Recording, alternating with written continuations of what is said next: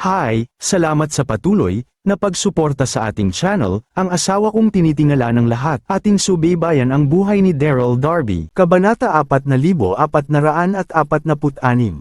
Tumilapon ang mga miyembro ng Hidden Hero Sect at nagkalat ang dugo sa paligid. Tapos na tayo. Hindi na alam ni Chester at ng iba kung anong gagawin nila. Noong oras din na yun, tumingin si Debra sa kanila at hinang-hinang. Sinabi, Chester, Dax. Pasensya na. Ginawa ko ang lahat. Uncle Chester, Uncle Dax.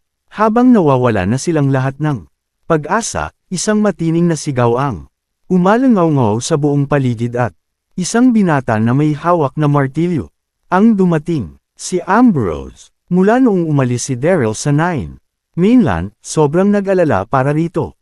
Ang mga Carter, at bilang anak, hindi siya mapakilang maghintay na lang, kaya hinanap niya ito. Nanggaling siya kahapon sa Westrington, pero hindi niya nakita si Daryl. Gusto niya pa sanang magtagal, pero noong nabalitaan niyang may nangyaring hindi maganda sa mga Carter, nagmamadali siyang bumalik.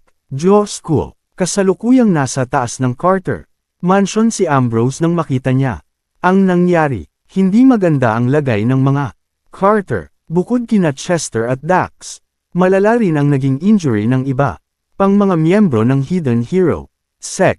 Dahil dito, galit na tinignan ni Ambrose si Yuda. Sinong nagsabi sa'yo na pwede mong saktan ang pamilya ko? Papatayin kita. Pagkatapos, nilabas ni Ambrose ang kanyang internal energy, at walang anong inatake si Yuda. Hawak ang kanyang Tyrant Hammer, na nagliwanag ng kulay asol. Mamatay ka na. Pinukpok ni Ambrose si Yuda gamit ang Tyrant Hammer. Kumidlat ang kalangitan at tumilapon si Yuda. Ambrose, mag-ingat ka Ambrose. Hindi inaasahan ng lahat ang biglang pagdating ni Ambrose, pero wala rin silang sapat na lakas sa oras na ito para pigilan itong lumaban. Sobrang lakas ni Yuda, at kahit ang Skybreaking Axe ni Dax ay hindi kinaya, kaya para sa kanila ay imposibleng matalo ito ni Ambrose. May gusto na namang mamatay. Walang bakas ng takot na nakita kay Yuda, bagkus, ngumiti pa ito at itinaas ang kamay nito para gumawa ng protective shield. Noong oras din na yun, isang nakakabinging pagsabog ang naganap at nabalot ang buong paligid ng usok, at ang mga gusaling nasa paligid ay nadurog ng ganon-ganon na lang. Sobrang lakas ng protective shield. Muling lumipad si Yuda, na wala man lang kasugat-sugat. Malinaw na, hinigop lang ng protective shield nito ang ginawang atake ni Ambrose. Halimaw, gulat na gulat si Ambrose. Hindi siya makapagsalita. Ginamit niya na ang lahat ng lakas na mayroon siya, pero ni sugat ay wala si Yuda. Natawa si Yuda nang makita niya ang reaksyon ng mga Carter. Bata? Yan lang ba ang kaya mo? Hindi sumagot si Ambrose. Pinilit niyang hindi magpahalatang natatakot, pero sa loob-loob niya ay sobrang kinakabahan na siya. Hindi niya alam kung anong gagawin niya. Masyadong malakas ang kalaban nila. Noong oras na yun, may isang nakakapanindig balahibong aura ang bumalot sa lugar, at nag-umpisang kumulog ng malakas roar. Rinig na rinig ang pag-ungol ng mga dragon, kaya maging si Yuda ay gulat. Nagulat ding naparinggan sa direksyon kung saan ito nanggagaling. Tumambad sa kanila ang mga dragon na nakasakay sa ulap. Sobrang liwanag ng katawan ng mga ito at nababalot ng kidlat. Yun ang mga higanteng dragon. Mahigit 10 higanteng dragon ang dumating, at nasa 100 metro ang haba ng bawat isa sa mga ito. Sobrang nakakatakot. Kabanata 4447.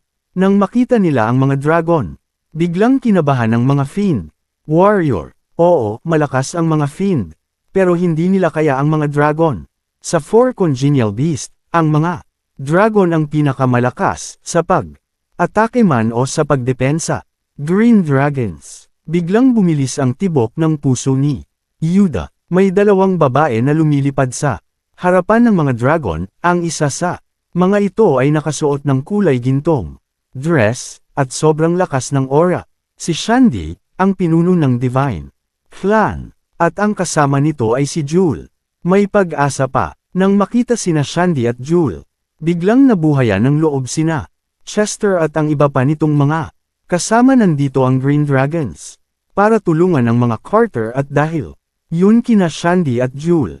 Chester, Dax, nagpapanik na sabi ni Jewel, "Huwag kayong mag-alala, nandito na kami." Halos maiyak si Jewel habang nagsasalita. Kitang-kita niya na dehado ang mga Carter. Nagkalat ang mga labi ng disipulo at base sa tinamong injury nina Chester at Dax, sobrang imposible nang makalaban ng mga ito. Galit na galit si Shandy. Magkakampi ang mga Carter at ang Divine Dragon Clan. Bukod sa inalagaan ni Daryl ang kapatid ni Shandy, siya rin ang Dragon Lord ng Divine Dragon Clan, at ngayong nasa bingit ng kapahamakan ng pamilya niya. Paano naman sila hindi tutulungan ng mga ito? Nahimasmasan si Yuda at dahan siyang lumipad. Napakarami talagang koneksyon ng mga Carter. Hindi ko inakala na pati ang Divine Dragon Clan ay susuportahan sila. Pagkatapos, tinignan niya si Shandy mula ulo hanggang paa. Kung hindi ako nagkakamali, ikaw ang head ng Divine Dragon Clan na si Shandy. Tama, binabalaan kita. Away to ng Fiend Race at ng mga Carter, kaya wag niyong susubukang makialam. Walang bakas ng kahit anong takot sa mukha ni Yuda dahil pagkatapos atakihin ng Fiend Race ang Imperial Sky Palace, ang Divine Dragon Clan naman ang sisusunod nila. Walang balak magpasindik si Shandy at wala siyang emosyong sumagot. "Isa ka sa 12 Fiend Martyr." "Tama, narinig ko na ang tungkol sa inyo noon at alam ko kung gaano kayo kasama. Kung hindi kami mangangialam, sigurado ako na magkakagulo ang buong mundo ng dahil sa inyo." Tumingin si Shandy sa karumal-dumal na nangyari sa baba at nagpatuloy. "Ang Divine Dragon Clan at mga Carter ay iisa, mabubuhay at mamatay kami nang sabay, kaya kung kakalabanin nyo ang mga Carter, hindi magdadalawang isip ang Divine Dragon Clan na kalabanan kayo." "Ano? Iisa?" Gulat na gulat si Yuda. "Ano bang mayroon kay Daryl na pati Divine Dragon Clan ay nakuha niya ang loob?" Tumawa si Yuda at muli niyang tinignan si Shandy ng may nanlilisik na mga mata. "Nakipagkasundo kayo sa mga tao, kakaiba naman pala ang Divine Dragon Clan." "Kung tama ang pagkakaalala ko, ang 4 Congenial Beast ay nagkaisa para kalabanan ang Godly Region noon. Pero hindi nagkasundo ang alyansa, kaya natalo kayo." Bukod sa Divine Dragon Clan, na-trap ang 3 pang clan sa lugar kung saan nakakulong ang mga demonyo. Pagkatapos, nagtago kayo sa mundo ng mga tao. Mukhang malala ang away nyo ng Godly Region. Ang Godly Region ang kalaban nyo, at hindi ang Fiend Race. Ilang taon na rin kayong nagtatago, kaya sa tingin ko, ang pinakamagandang gawin nyo ngayon ay makipagkampihan na lang kayo sa Fiend Race at tutulungan namin kayong labanan ang Nine Heaven Emperor at ang Ancient Ancestor. Ano sa tingin mo? Kapag natalo natin ang mga Carter, magre-report kaagad ako sa Excellency para natulungan na kaagad namin kayong kalabani ang Godly Region. Kabanata 4448. Sobrang nasasabik si Yuda nung sinabi niya iyon. Sa oras na makuha natin ang Godly Region, ang Divine Dragon ang nakatataas sa ibang Congenial Beasts. Ang kalangitan ay nasa iyo para pagharian mo. Hindi ba magiging maganda iyon para naman sa mga miyembro ng Carter family at si Daryl? Mga pangkat lang sila ng mga peste. Hindi ba magiging sulit na maagrabyado ang isang napakalakas na kakampi tulad ng mabangis na karera para sa mga pugad ng peste? Nasunog ang tingin ni Yuda kay Shandy. Anong tingin mo sa panukala na to? Hindi ako interesado. Gayunpaman, hindi kailangan ni Shandy na mag-isip bago niya tanggihan si Yuda. Hinding-hindi papanig ng puwersa ang Divine Dragon Clan sa mabangis na karera. Pinal ang kanyang tono na walang kahit anong hesitasyon. Alam na alam ni Shandy ang mabangis na karera. Bayulente sila, malupit, at hindi makatwiran, lalo na si Archfiend Antigonus at ang 12 Fiend Martyrs, tuso sila at napakasama. Kung magsasanib puwersa kami sa kanila, mababaliktad ang karera at kakalabanin ang Divine Dragon Clan sa oras na makuha nila ang Godly Region. Hindi 3 taong gulang si Shandy. Natural, hindi niya papaniwalaan si Yuda. Si Yuda ay nakaramdam ng kalapastanganan sa pinal na pagtanggi ni Shandy. Biglang nandilim ang ekspresyon niya. Shandy, mabuting mag-isip ka ng mabuti. Ang pagsalungat sa karera ay hindi maganda sa'yo. Habang nagsasalita siya, pasikretong nilabas ni Yuda ang power of the Fiend Soul. Ang kalangitan sa paligid niya ay naging panggabi. Si Chester at ang iba pang nasa lupa ay sobrang kinabahan noong nakita nila ang eksena. Hindi nila mapigil ang mag-alala kung maglalaban sina Shandy at Yuda, matatalo ba ng higanteng dragon ang Fiend Martyr. Hindi mukhang natatakot si Shandy. Sa pagkakataong iyon, pinutol niya ang paghahabol. Malamig na sabi niya kay Yuda, tigilan mo na ang pagiging walang kabuluhan mo. Kuhain mo ang mga tauhan mo at umalis na kaagad. Magpapanggap ako na walang nangyari ang mga bagay. Noon, kapag hindi mo sinunod ang payo ko, pagbabayaran mo ang mga kahihinatnan. Ang ekspresyon ni Yuda ay agad hindi naging maganda. Mayabang si Shandy. Ang lakas ng loob niyang takutin siya. Gayunpaman, hindi agad nagliyap si Yuda. Medyo sinuri niya ang paligid. At malamig niyang sabi, maari akong umalis, pero isasama ko ang mga miyembro ng Carter family sa akin. Ang intensyon niya sa araw na iyon ay hulihin ang mga miyembro ng Carter family para maakit si Daryl. Maari siyang hindi magtagumpay na makabalik. Hindi gusto ni Yuda na magsayang ng oras kay Shandy, pero wala siyang magagawa. Ang mabangis na mga mandirigma ay gumamit na ng malaking enerhiya pagkatapos ng ilang oras na malupit na laban. Sa ilalim ng mga pangyayari, magiging mahirap para sa kanila na depensahan ang kanilang mga sarili laban sa 12 ng higanteng dragon. Hindi umiling si Shandy at Maijing.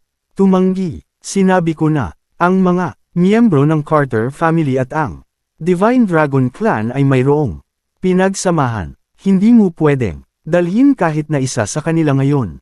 Okay, magaling. Ismad ni Yuda. Ang ekspresyon niya ay madilim. Hindi na niya kayang pigilan. Umungal siya. Gusto kong maranasan kung gaano kalakas ang Divine Dragon Clan, sapat na ang 4 congenial beasts dito. Pagkatapos, agad nilabas ni Yuda ang power of the Fiend Soul. Agad nagbago ang kalangitan. Tapos, pinatamaan ni Yuda si Shandy, naglalakbay na. Kasing bilis ng kidlat. Ang mga nakakita ng eksena ay hindi mapigil ang mag-alala para kay Shandy. Naranasan na nila ang kapangyarihan ni Yuda. Sobrang lakas niya. Gayunpaman, walang kahit na anong bakas ng kaba sa magandang mukha ni Shandy. Depensa. Habang paparating sa kanya si Yuda, tinaas ni Shandy ang kanyang mga kamay at bamulong ng isang salita. Alam ni Shandy kung gaano kalakas ang bawat sa 12 Fiend Martyrs. Hindi niya sinubukan magpadalos-dalos noon. Gayunpaman, alam niya na pinagod ni Yuda at ng mga mababangas na mandirigma ang kanilang lakas pagkatapos ng malupit na labanan. Kaya, hindi siya natatakot. Roar! Roar! Roar! Sa ilalim ng kanyang utos, sabay-sabay, naumugang ang mga dragon sa likod niya. Ang kanilang malalaking katawan ay gumapang sa kalangitan para harapin ang atake ni Yuda. Ang bawat dragon ay parte ng Divine Dragon Clan's elite forces. Ang mga kapangyarihan nila ay mas malakas pa kaysa sa naglilinang na tao. Sa mga huling hakbang ng antas ng Heaven Ascension, kahit na anong dragon sa kanila ay kayang pangunahan ang buong Nine Mainland. Kabanata 4449. Sa pagkakataong iyon, isang nakakatakot na kapangyarihan ang lumabas mula sa mga dragon at pinaiba ang kalangitan. Nagsama-sama ang itim na ulap at dumagundong ang kidlat. Kakilabot-kilabot ito. Gusto mong harangan ako gamit ang isang pares ng bulate. Si Yuda ay hindi nakakatakot. Hinaway niya ang kanyang kamay at humawak sa kakaibang ituser ng armas ng mahigpit. Isa itong itim na bakal na may itim na ukit sa palibot nito. Nagbibigay ito ng mapanganib na aura. Ang armas ay tinawag na Chaotic Sky Staff. Ang armas na iyon ay gawa lalo na para kay Yuda ng Archfiend. Antigonus noong tumungo siya sa isang Chaotic Meteorite. Nasa 12.000 kilogram ito, at sobrang lakas. Nang nagpakita ang Chaotic Sky Staff, isang ipo-ipo ang gumuhit, at dumilim. Ang mga ulap, na parang may paparating na apocalypse sa kanila. Nang nakita nila ang sitwasyon, si Chester at ang iba pang nasa lupa ay hindi mapigil ang mag-alala para kay Shandy at sa mga dragon. Kahit na si Shandy at ang mga dragon ay malakas, hindi pa rin nila kayang tapatan ang isa sa mga 12 Fiend Mortars. Gagamit ka ng armas. Gayunpaman, ang matampok na mukha ni Shandy ay blanko. Hindi siya natataranta. Kalmado niyang utos, pumasok kayo sa Porma Sion. Agad, umugang ang mga dragon, at gumapang sila sa kalangitan. Pinapalibutan si Judas sa gitna. Ang Porma Sion mula sa Divine Dragon Clan. Sa pagkakataong iyon, kumunat ang noo ni Yuda. Nandilim ang ekspresyon niya. Lumilipad ang mga dragon sa hangin.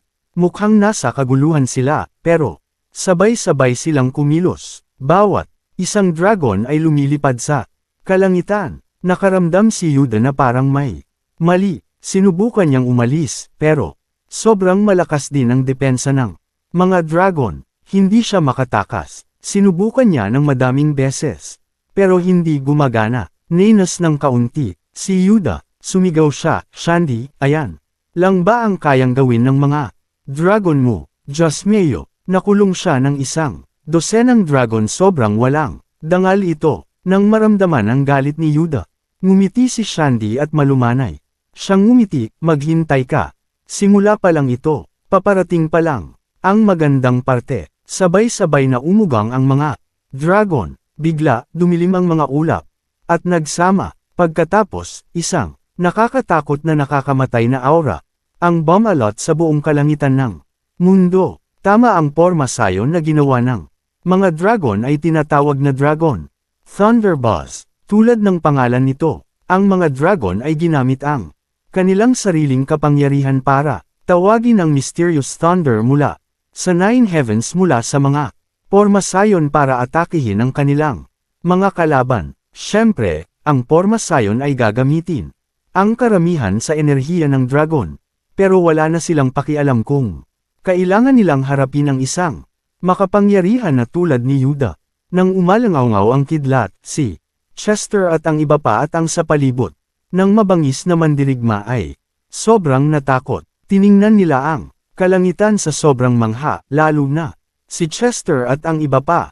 Nagulat sila, pero sobrang nasasabik sila. Ang Porma Sion na iyan ay tinatawag na Heavenly Thunderbolt. Kung kaya nilang gamitin ang kapangyarihan ng Heavenly Thunderbolt, siguradong matatalo nila ang mabangis na karera. Kamangha-mangha, ang mga komento ay hindi matigil.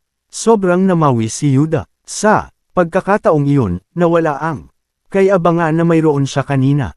Hindi siya makapagsalita ng maayos. Diyos mio, pahiwatig na ang mga iyon. Nalalabas na ang Heavenly Thunderbolt. Hindi niya kailanman inasahan na ang Porma Sion ng Divine Dragon Clan ay magiging isang malaking kapangyarihan na kayang tawagin ang Heavenly Thunderbolt. Naging padalos-dalos siya, hindi siya nag-ingat. Sa pagkakataong iyon, si Shandy, na nakalutang, ay malamig na tumingin kay Yuda. Binigyan kita ng pagkakataon, pero hindi mo kinuha ito. Ngayon, tanggapin mo ang nakatadhana sa'yo. Crack! Ang nakakabinging kulog ang narinig mula sa mga ulap sa isang iglap. Pagkatapos, isang kidlat ng puti at asol ang nagpakita sa kalangitan. Agad, humiwalay ang madilim na ulap na parang may paparating pa. Isang malaking butas ang nagpakita sa kalangitan, at isang kidlat ang tumama kay Yuda. Kabanata 4450.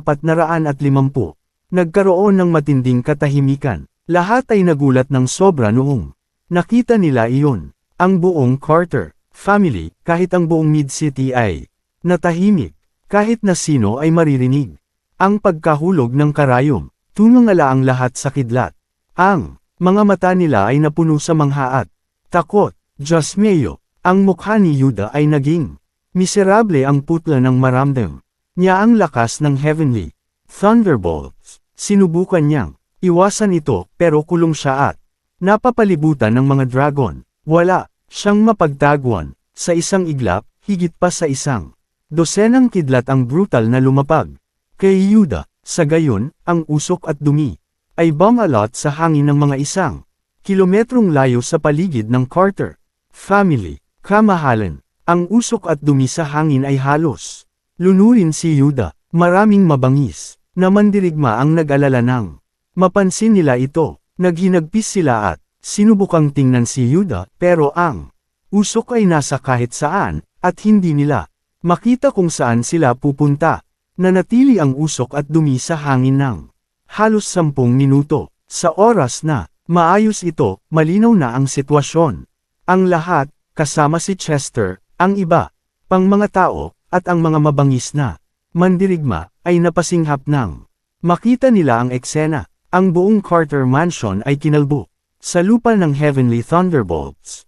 May malaking hukay sa lupa kung saan tumama ang kidlat. Ang hukay ay may sukat ng ilang daang metro. Ito rin ay ilang daang metrong lalim. Ang figure ay nahirapang tumayo sa gitna ng malalim na hukay.